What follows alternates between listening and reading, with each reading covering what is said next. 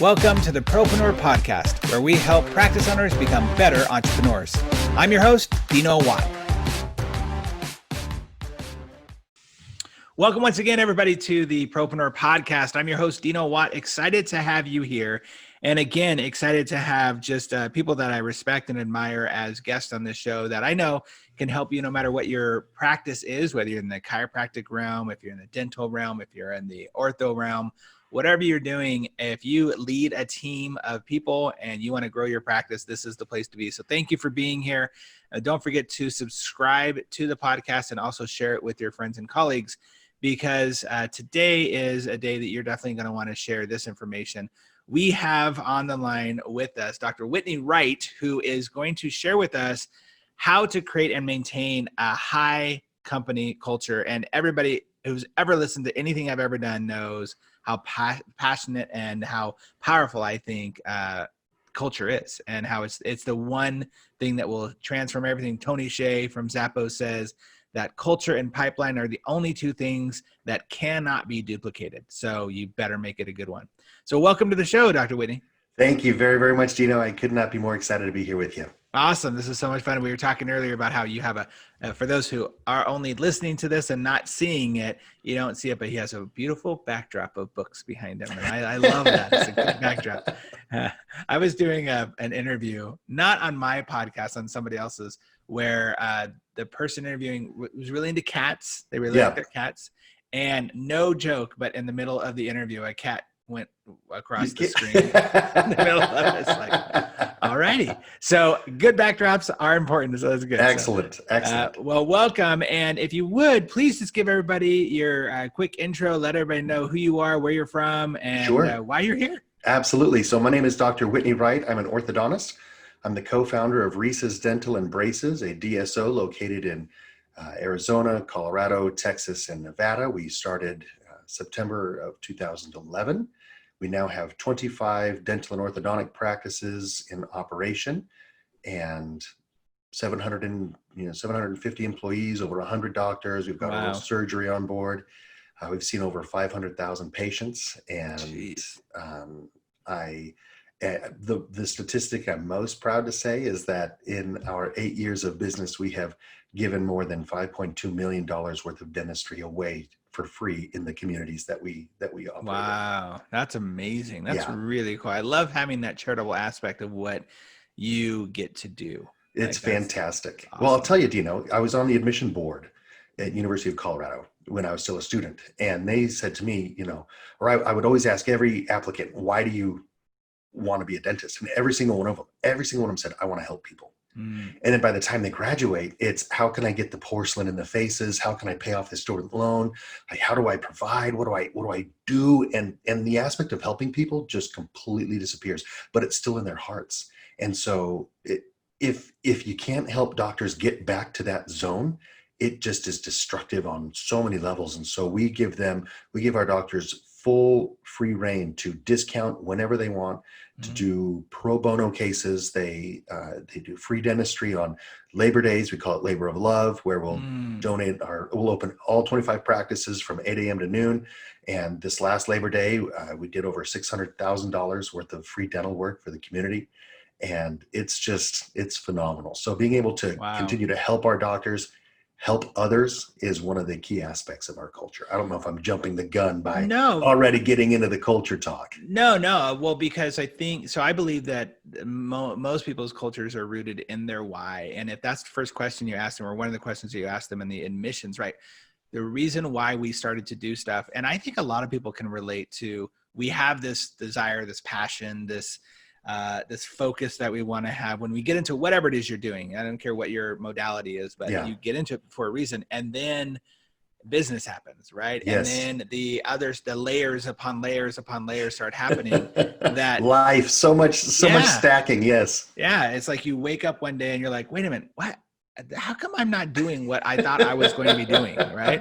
Why am I waking up in a cold sweat about my mortgage or payroll? Where did I go wrong? When I used to jump out of bed thinking about I'm going to help people. Right? Absolutely. Absolutely. So I think that's very valuable. And the fact that you are not just giving it, some lip service, that you're actually saying, no, we're going to put our money where our mouth is. We're actually going to really, truly help people and make it a part of our, if you will, and I know but the corporate environment of a DSO. I think a lot of people, and we'll go into this in just a moment for those that are listening that aren't quite sure what that involves, but I think a lot of people can look at a DSO in a negative light of like, oh, it's just a bunch of people just throwing money at something, and then now I'm going to be a slave to this thing, and that it's cold and it's not warm and exciting. So first of all, let's talk a little bit about what a DSO is and how you got involved with creating a DSO, because you obviously were first a practitioner. Yes. That then saw an opportunity here. That's right. So a DSO is a dental support organization.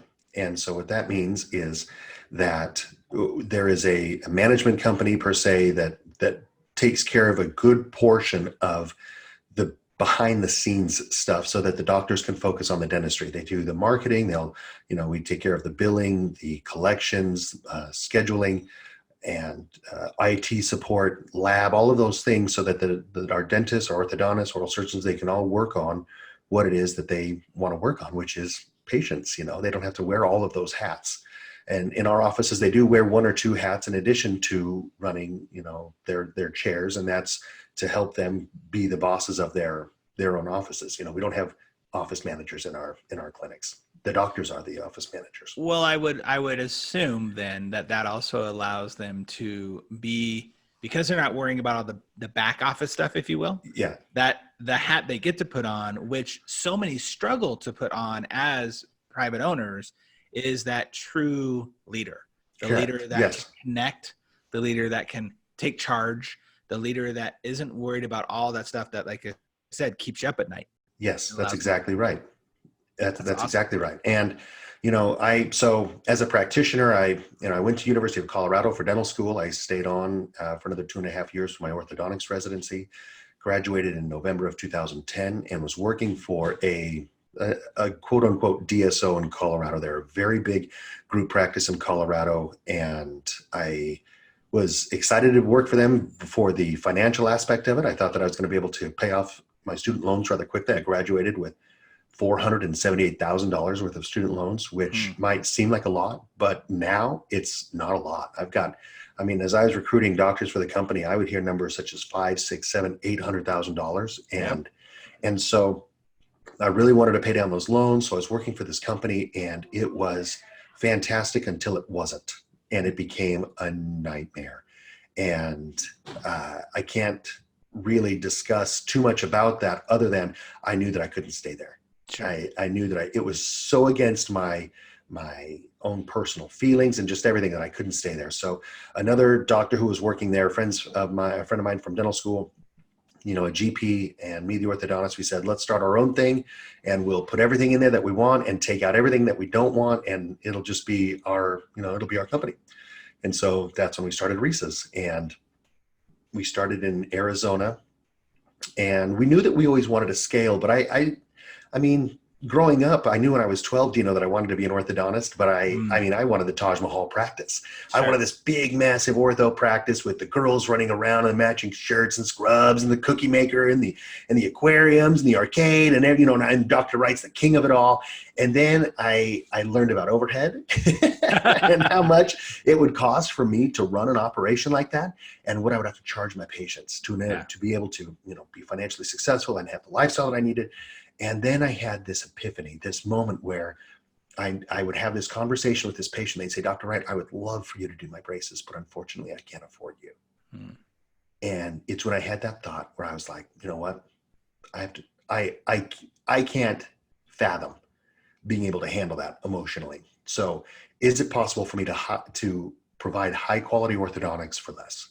Is it possible to provide great service in a great facility for less? And that's what we've focused on from the beginning. And we call it the win-win-win at Reese's. And everything that we implement across the board, every single decision we make is it a win for the doctors? Is it a win for the teammates? And is it a win for the patients? And if it fits all three of those criteria, we'll implement it. If it doesn't, we don't. It's just that simple. And we knew that if we could always stick to that formula of the win-win-win, that we would be able to do just fine in whatever market we were in. And it would just continue to grow. And that's exactly what's happened. So I shifted my mentality from a Taj Mahal private practice to essentially a multi-practice DSO. But I never set out thinking to myself, I'm going to build this big DSO and I'm going to be, chief clinical officer. And I'm going to recruit all these doctors. That was never in the equation. The equation was, I want to just treat people for less with high quality orthodontics. And that's where we came from, I guess. So let's talk about that a little bit, because I'm sure there are people listening about it. Look, there's the practitioner side of things. Yeah. There's the philanthropist side of things where I want to help people. And then there's the actual business side of things, right? No matter how much, like I often use the example of Mother Teresa, right? Like people don't realize that her companies, when she died, were worth millions. Because although she lived in abject poverty, although she was out helping those people, and you don't think of Mother Teresa as, wealthy, she understood that money is the way that she could actually afford the supplies to help these people and to raise that money. That's exactly right. So as a business owner, how did you connect that? All right, I want to give high quality service for less, but I still need to make profits. I need to be able to pay payroll, stuff like that. How did you come into that? We knew that we had to balance things very carefully in regards to production, collections, and overhead. One of the big fallacies of, dental thinking is the way that I make more money is I constrict my overhead. And so the way that we'd explain this to our doctors is, think of a bathtub. And the water coming into the bathtub is your income, and that's your patients. That's what's coming in, and then the drain at the bottom of the bathtub, that's your overhead. Mm-hmm. And what the majority of dentists want to do is they want to take that drain and they want to make it as small as possible to keep as much of those profits in the pool as possible. The problem is when you constrict that drain too much, then your office starts to break down.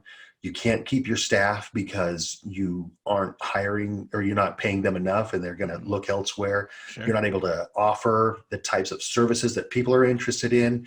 You're going to have an office straight out of the 70s and, using equipment that's super outdated because you're so focused on making sure that your overhead is as tight as it can possibly be.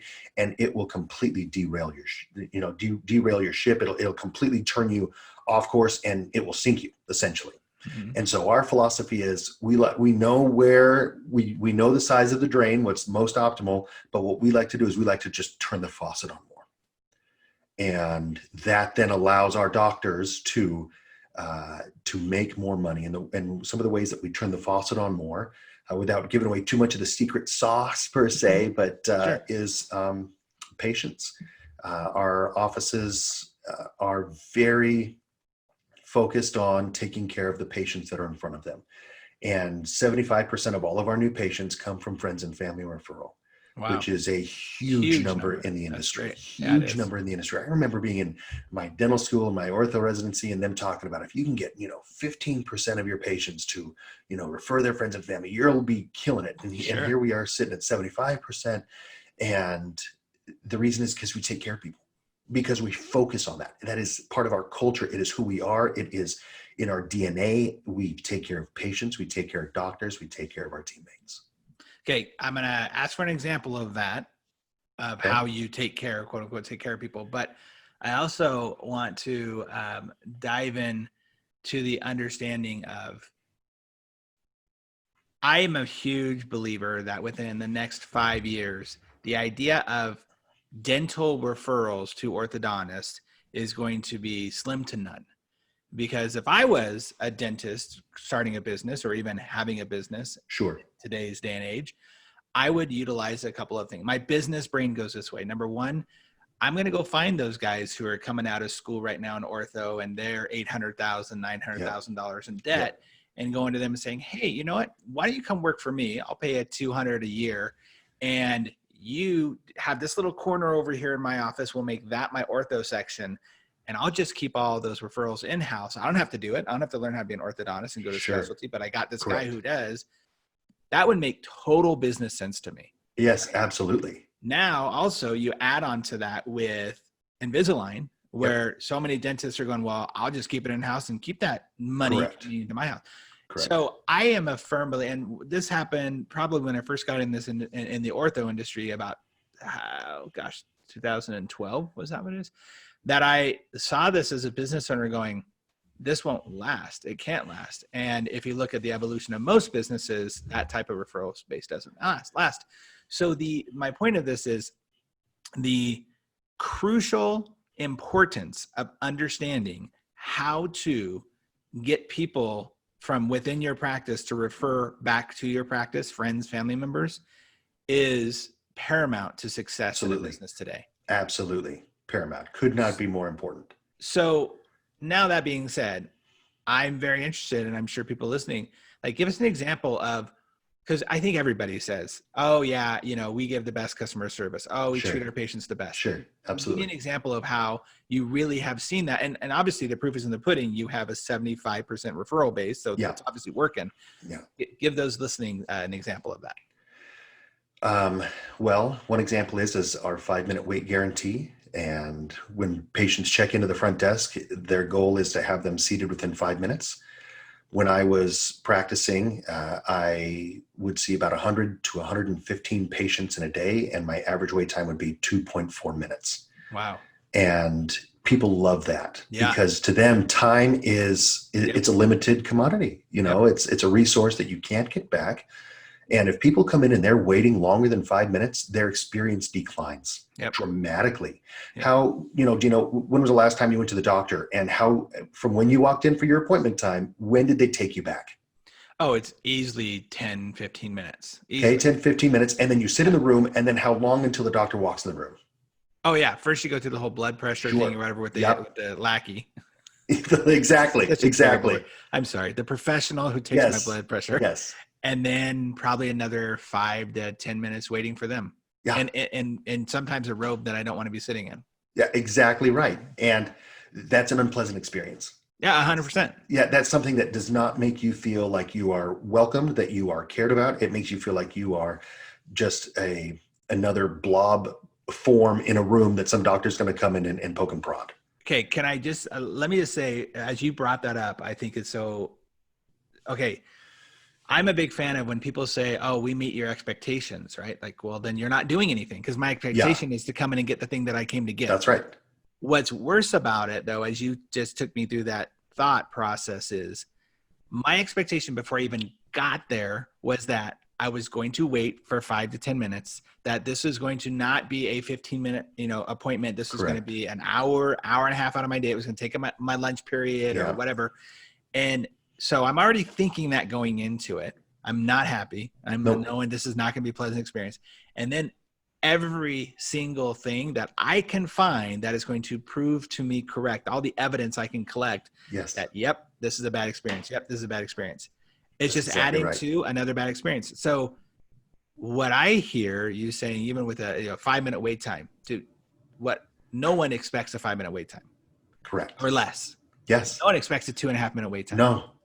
So when you get that, it's like, wait a minute, this is already something different and unique. That's exactly right. You set the pace right there. Yes. And, our operatories, they're well lit. They smell good. Each office has has the smell, the Reese's smell. So I learned the importance of smell when I was reading one of my absolute favorite business books that we'll talk about in a little bit. All right. So every office smells the same. Every office looks the same. Every office talks the same. Everything is the same. So it doesn't matter what Reese's you go into, you're going to get the same experience.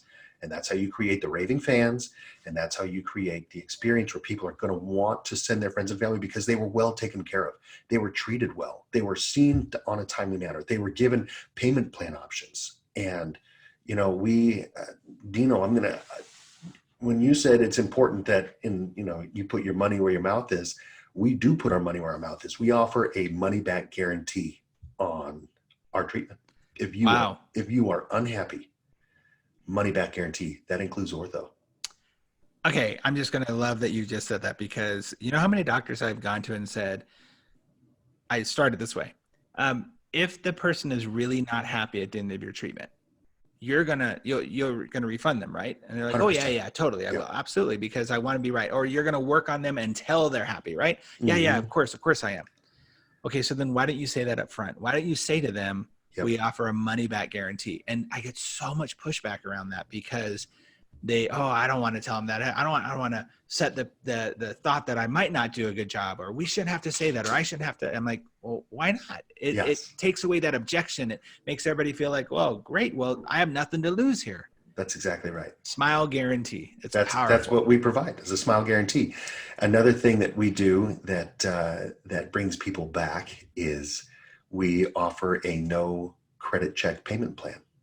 And people, Dino, I got to tell you, when we started our company and we did a no credit check payment plan, people just laughed at us and told us how stupid we were, and Yep. that we were just going to get so taken advantage of, and that, people were just going to walk all over us, and it was going to be a terrible disaster, and we were idiots. So we started to trust our patients, and we use certain verbiage. We have different, ways that we talk to them about this. But do you know what the average dental collections is in the nation? No. Okay. So on average, if you can get above 85%, actually it's 82% collections from your production as a GP, or even, 87% as an orthodontist, then you're killing it. Then you're like, you're the top echelon, just really doing well. And patients, we talk to them about that. We develop a good relationship, and our collections rate is 94%. Wow. That's And it's amazing. because we take care of our patients, and they then in turn want to take care of us. And so are you going to get some outliers that are going to take advantage of you? Sure. Of Absolutely. course. Absolutely. But that's just part of the overhead. Yep. And if that's just part of the size of your drain in your tub, Yep. but it allows you to turn your faucet on more, why wouldn't you do that? I will guarantee that there are people listening to this right now who are writing off way more than that. Yeah, For those absolutely. anyway, way more. Absolutely. Oh gosh, there's so many things I want to talk about. Okay, so the first thing is that you had said something that I think is really important that not a lot of people get, which is usually in the sales process, one of the most old ways to think about sales is that people buy from people that they know, like, and trust. Correct. The misunderstanding about that is people buy from people that they know, like, and trust them. So That's if a you great can point. show your patients that you trust them, Mm-hmm. they're more willing to do things for you, like pay on time or Absolutely. talk to you when they're having a rough time. And Absolutely. so that is such a key, vital point. The other thing I wanted to ask is, and I asked this kind of facetiously, but I'd love to get your response on this. Sure. So I'm assuming then, because, people come to Reese's Ortho, they want to see Dr. Reese every time, right? They're going to be upset if they don't see Dr. Reese every time, right? Because you have to deliver. Like, if it's Reese, you got to see that. They want to see the star. They want to see the doctor, right? Yeah. Yeah. That's funny you say that. We don't put anyone in a spotlight in that arena, because it's simple. That person gets hit by a bus, then what do you do? That's right. So our name is our brand. There is no one person or, someone who we put up on a pedestal as, the Elon Musk or Right. Anybody who is, the guiding light, because in the end, that person is replaceable. 100%. Everybody is replaceable, and everyone replaceable. can break down, and everyone can go through a terrible experience and have to leave. But if you put your focus on your office, on your name, or, we know that it's not prudent to hang everything on one nail. And so, well, what you're doing is, you said it earlier, and I don't know if a lot of people caught this, but when you use all of the same technologies, the same language you mentioned, we use the same language, we use the same look, the same smells. So I call this the Disney experience, right? I used to work for Disney. I loved being able to go to Disney University. Oh, we're gonna love talking about my book then. Great, awesome, because that's one of my favorite things is that you go. No one goes to Disneyland and walks around going like, "Where's Walt? Where's Walt? I need to see Walt to make this a real experience. I have to see Walt." Like he's been gone for over 50, 60 years. Yes. Steve Jobs has been gone for almost a decade now. Yeah.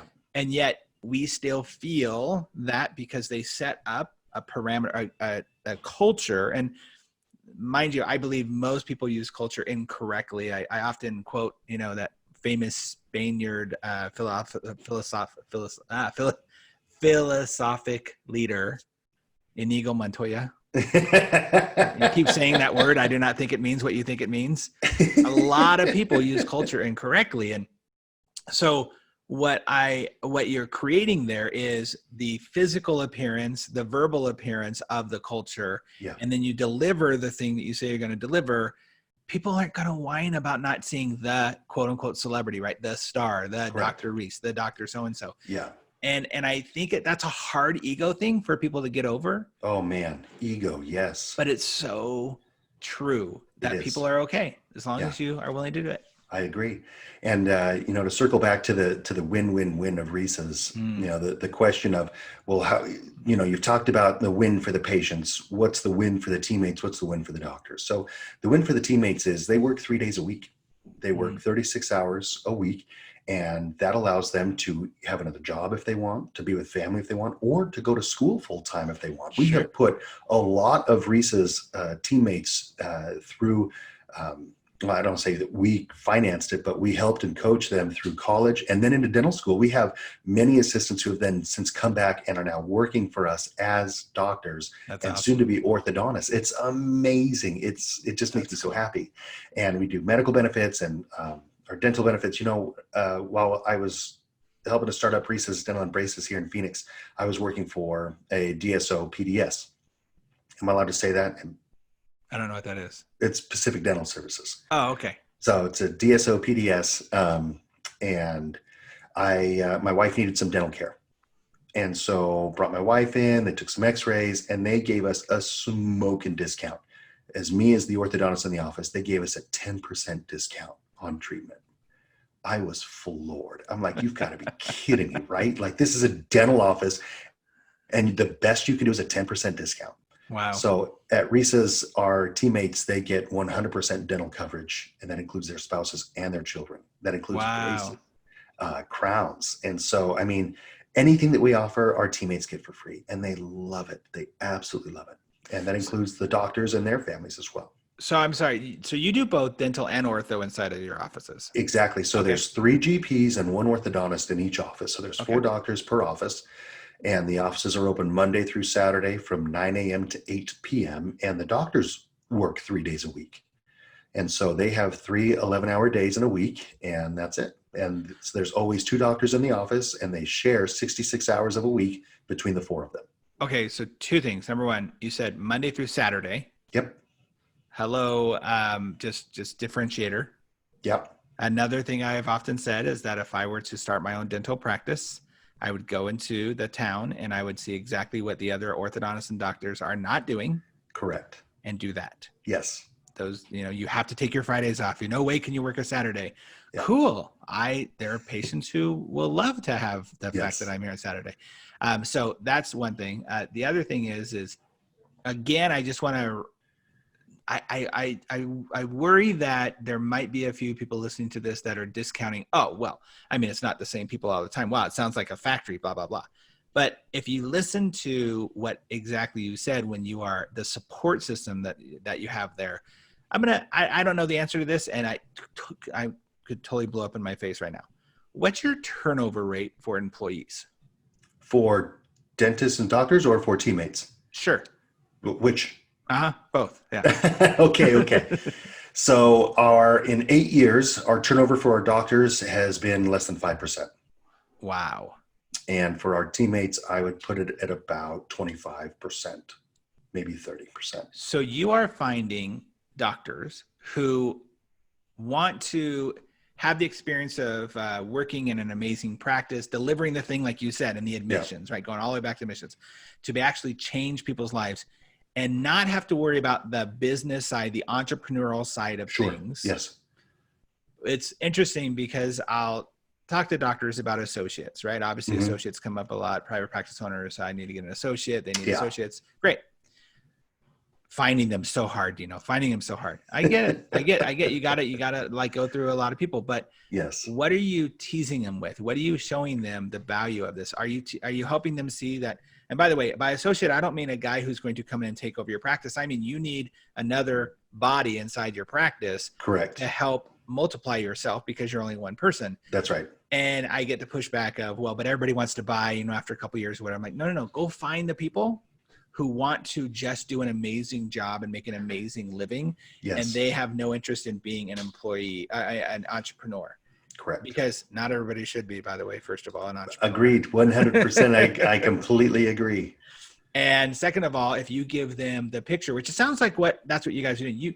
You create a picture, a very colorful picture, a very thorough picture of what business ownership could look like without having to own the business. Yes. That's exactly right.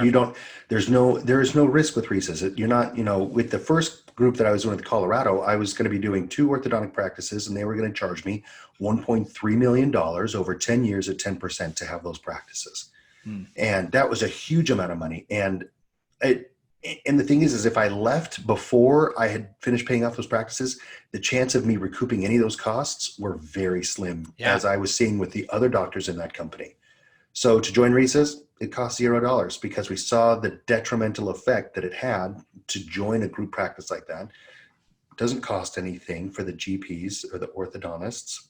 And then we have these fantastic awards and bonuses that we give. And kind of upside. Yeah, there's a lot of upside. And our doctors are in the top 5% income earners for dentists in the nation. Wow, that's on amazing. 3 days a week. Yeah. And they probably are some of the top all-night sleepers in the nation too. Well, they know that when they're not at work, someone else is. Yeah. And they've got, that there's a huge support system and a huge safety net to where it's going to be okay. When I was doing recruiting for the company, I would hear doctors say all the time, Whitney, the thing about a private practice is it doesn't matter where I am. If I'm in the practice, if I'm at my house, if I'm at my kid's soccer game, I'm at the practice. My brain never stops. I can't ever turn it off. I can't ever turn off my practice. Yep. And that's not a good lifestyle. That's the work-life ratio there. That's not fantastic. And so we want to give a nice work-life balance. When you're working hard. When you're playing hard. And, let's give you some income so you can enjoy your playtime and, give you enough time off to where you can recoup and enjoy your time. So yeah, that's so powerful and so necessary, right? Helping people understand that life is about being holistic. And if your brain is so focused on those other things while you're everywhere else, you're not there. No. I mentioned in my first book about how oftentimes I'll go to doctors and I'll say, okay, so what's the most important thing in your life? And usually like knee-jerk reaction, oh, my family. Yeah. And I'll say, okay, where do you spend most of your time? The office. Yep.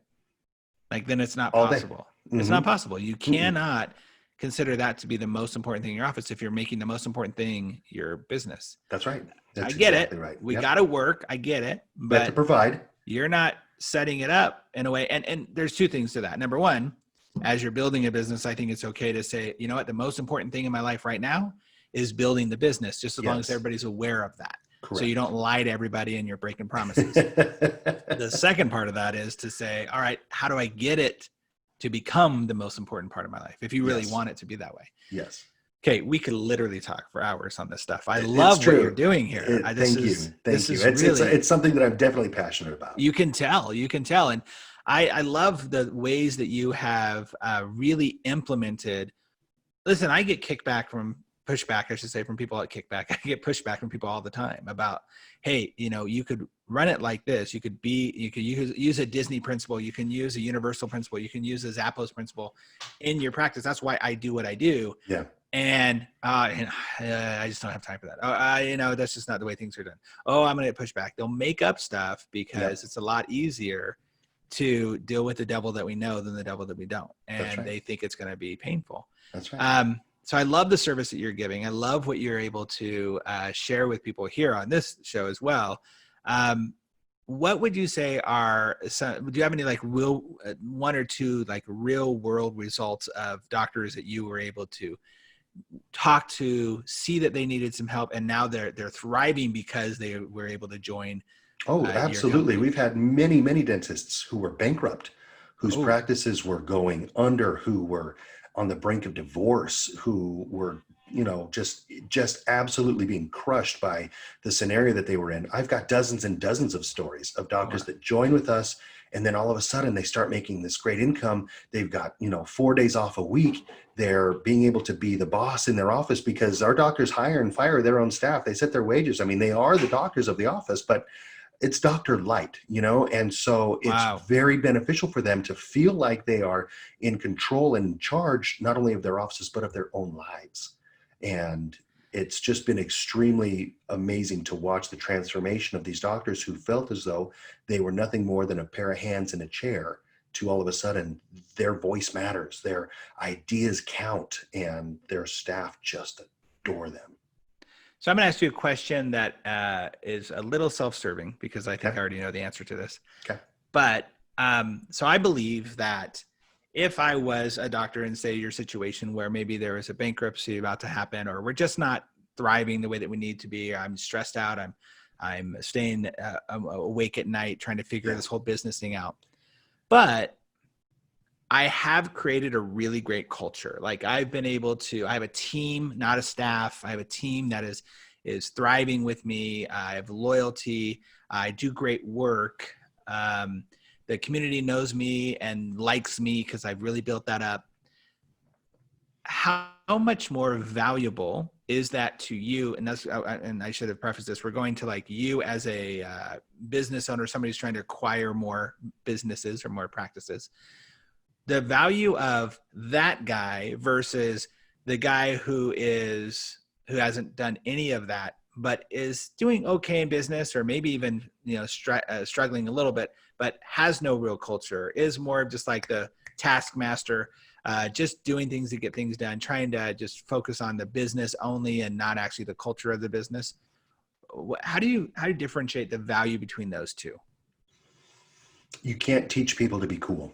You just can't teach people that don't have the soft skills. I've tried. You can't teach the soft skills. And so if I've got two candidates in front of me and one of them runs a successful practice, has an amazing culture, and is engaged in not only doing dentistry, but also learning and being a part of the community, and I have someone else who only focuses on themselves and just, cares about their bottom line, it's a no-brainer, Dino. I'm going to want the more well-rounded, the more, culture sensitive, the more driven individual. But that's not to say that the other candidate can't be a good fit in one of our offices in a different role. If you put both of those doctors in the same office, the weaknesses and strengths of each other oftentimes balance out, and they both lift each other.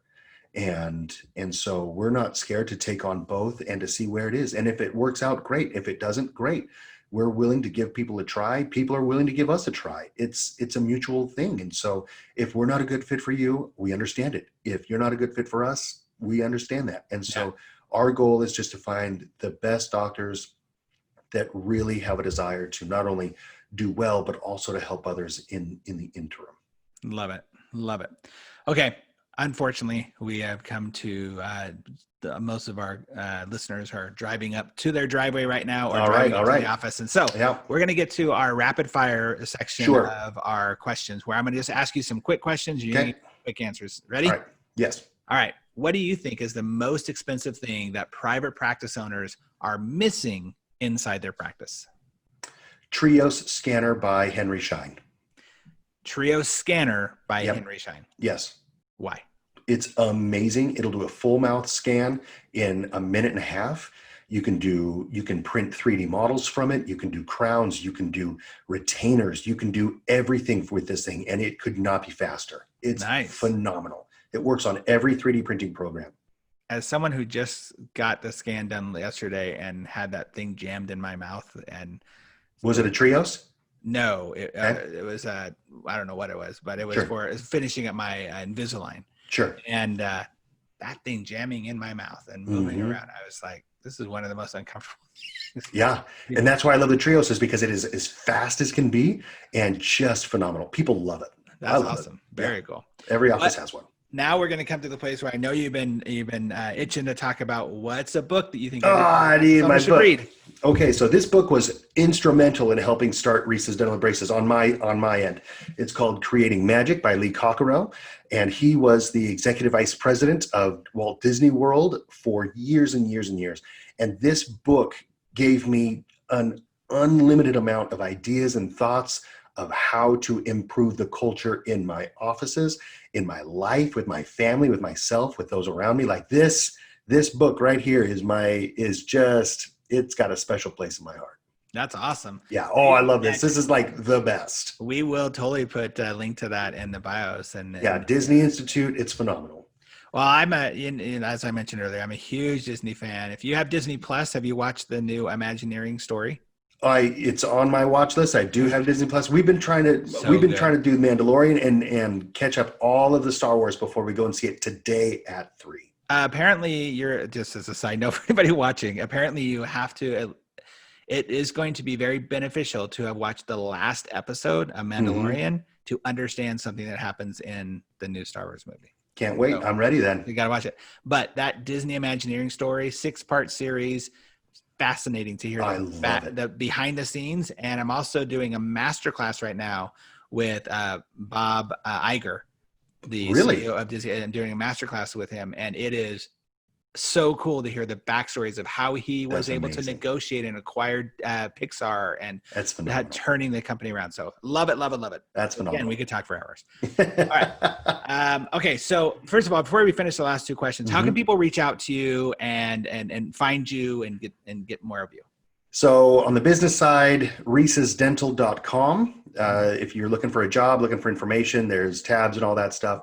To find me personally, I have my own podcast, Dino, that I've been recently working on. Yeah, it's called The Right Talk, and that's going to be on all platforms. And I am easily accessible through Twitter, which is at Talking Right, with my last name, of course, WRIGHT. So that's how people can get a hold of me. I'm sure I'll come up with some email or something in the future. But that's what I'm working on. Thank you. Perfect. That's awesome. Okay. So what's the best advice that you've ever received in your life or business? And I know that's a tough question. Figure out how much is enough. Because if you don't know how much is enough is never enough. And you'll drive yourself into the ground trying to get to something that you don't know if it's enough. And we all know those guys who do live their life with like, I don't know. I just need more. Just need more. I'll never forget talking to an orthodontist who I was, great guy out of Texas. And he said, Dino, I see 80 to 90 people a day. I make a great living. I have a team that I love, and I don't care to grow. Like I get to snowboard in the winter when I want to snowboard. I get to water ski. I've created my life. And I'm like, then don't stop. Don't let anybody else tell you that you have got to go for more or whatever. Correct. That's perfect. That's wonderful. So I love it. When is enough? Thank you. When enough is enough. Lastly, what's the best resource or tool that you think every private practice owner should have in their practice right now? GP or ortho or? Sure. For GP, I'd say intraoral camera. Okay. Absolutely. For ortho, I'd say that Henry Schein Trio scanner. Absolutely, hands down. Awesome. Very cool. One of the things that we try to do in this podcast is really to pick apart the best practices that we can find from our guest. And we've had guests on from like horse therapy people to the guy who co-wrote a book with John Chapman about the 5 love languages, and what you've really been able to contribute in this episode, and I'm really grateful for, is the fact that people can have culture inside of their own private practice. They can have it inside of a DSO. Yeah. That there are options for people to create that culture. And it's so powerful. I love your enthusiasm around it and your excitement around it as well. I can't thank you enough for being a guest on this show. I really, really appreciate it. Thanks. It's been an absolute pleasure. And ever since I met you as a speaker on the ortho circuit, I couldn't tell you just how grateful I am to have you in my life as well. Thank you. That means a lot. Absolutely.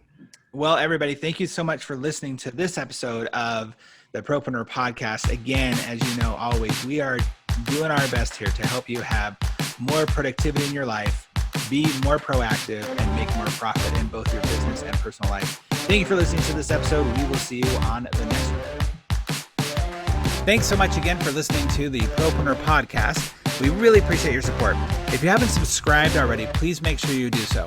Also, if you feel like you might be a good fit for our podcast as a guest, or know somebody who you think would be, go ahead and email us at dino@dinowatt.com. Again, thanks for your support. We'll see you on the next episode.